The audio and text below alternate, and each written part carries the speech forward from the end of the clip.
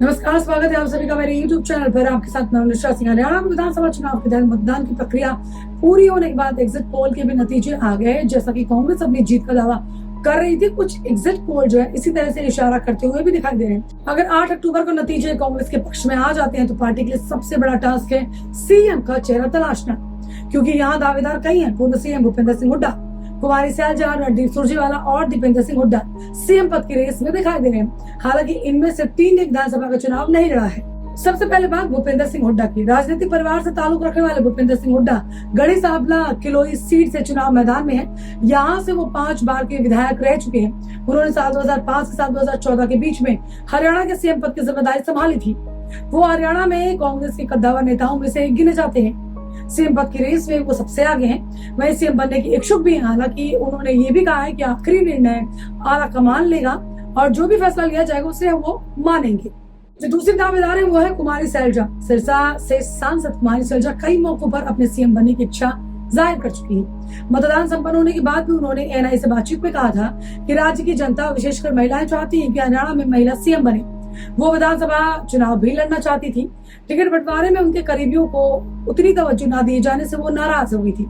लेकिन पार्टी के हरियाणा प्रभारी ने साफ शब्दों में कहा था कि किसी ने चुनाव ना भी लड़ा हो तो भी वो सीएम बन सकता है। उसके पास हाईकमान का आशीर्वाद होना चाहिए। कुमारी सैलजा के पास हाईकमान का आशीर्वाद है। तभी तो जब वो नाराज हो गई थी तो सीधे जब रैली करने के लिए राहुल गांधी हरियाणा आए थे तो सीधे वो कुमारी सैलजा को अपने साथ लेकर आए थे। तो जाहिर सी बात है उन पर भी आशीर्वाद है। और एक दलित अभी तक, अगर हम हरियाणा में बात कर लें, मुख्यमंत्री नहीं बन पाया। खासतौर पर अगर महिला की बात करें तो महिला भी नहीं बन पाई और दलित भी नहीं बन पाया। तो कहीं ना कहीं आशीर्वाद डेफिनेटली उन पर दिखाई दे रहा है कांग्रेस का।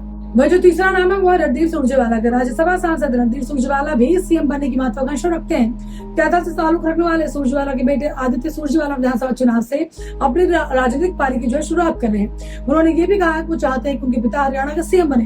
हालांकि सैलजा की तरह रणदीप सुरजेवाला को भी विधानसभा का टिकट नहीं दिया गया है। रणदीप सुरजेवाला ने भी कहा था कि मुख्यमंत्री बनने की महत्वाकांक्षा रखना गलत नहीं है, लेकिन पार्टी नेतृत्व के फैसले को वो स्वीकार करेंगे। तो चौथा नाम है वो है दीपेंद्र सिंह हुड्डा का। दीपेंद्र सिंह हुड्डा इस बार रोहतक से निर्वाचित होकर लोकसभा पहुंचे हैं। भूपेंद्र सिंह हुड्डा के बेटे दीपेंद्र सिंह हुड्डा ने अपने पिता के लिए जोर शोर से प्रचार प्रसार किया था। हरियाणा चुनाव में उनकी सक्रियता खूब देखी गई।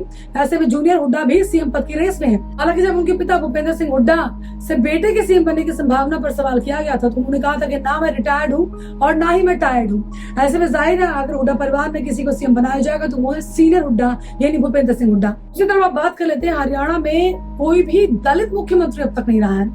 यहाँ पर हम बात कर रहे थे एग्जिट पोल के सही होने की, और अगर एग्जिट पोल सही होता तो उसमें क्या सूरत हाल होगा? क्या कांग्रेस किसी दलित को हरियाणा का मुख्यमंत्री बनाएगी? बताना जरूरी होगा कि साल 1966 में हरियाणा का गठन होने के बाद से ही आज तक दलित समुदाय से कोई भी नेता राज्य का मुख्यमंत्री नहीं बन सका है। हरियाणा में विधानसभा चुनाव के प्रचार के दौरान सिरसा से सांसद और पूर्व केंद्रीय मंत्री कुमारी सैलजा ने दलित समुदाय से मुख्यमंत्री होने का मसला उठाया था।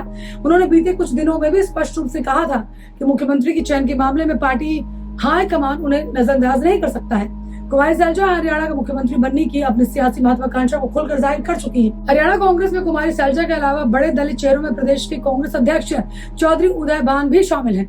चौधरी उदय भान पुराने कांग्रेसी हैं और कई बार विधानसभा चुनाव जीत चुके हैं, पर वो हुड्डा गुट से आते हैं। ऐसे में अगर परिस्थितियां बनती हैं तो क्या हुड्डा चौधरी उदय भान के नाम को आगे करेंगे सीएम बनाने के लिए? हरियाणा में कुछ दिन पहले ही दलित नेता अशोक तंवर ने भी कांग्रेस में वापसी की है, लेकिन वो पार्टी में आए ही हैं बस, इसलिए मुख्यमंत्री पद पर उनका दावा मजबूत होता हुआ दिखाई नहीं दे रहा है। आपको क्या लगता है कौन बनेगा सीएम? जो 4 दिग्गज मैंने आपको गिनाए, क्या उनमें से कोई सीएम हो सकता है या अगला सीएम कोई और भी हो सकता है? क्योंकि दलित चेहरे पर अगर जाएंगे तो कुमारी सैलजा होंगी, या दलित चेहरा कोई और तलाशा जाएगा जो कि हुड्डा के करीबी जिनकी बात हम कर रहे हैं, या इसके अलावा कोई और? आप मुझे बताएं कमेंट के जरिए। नमस्कार।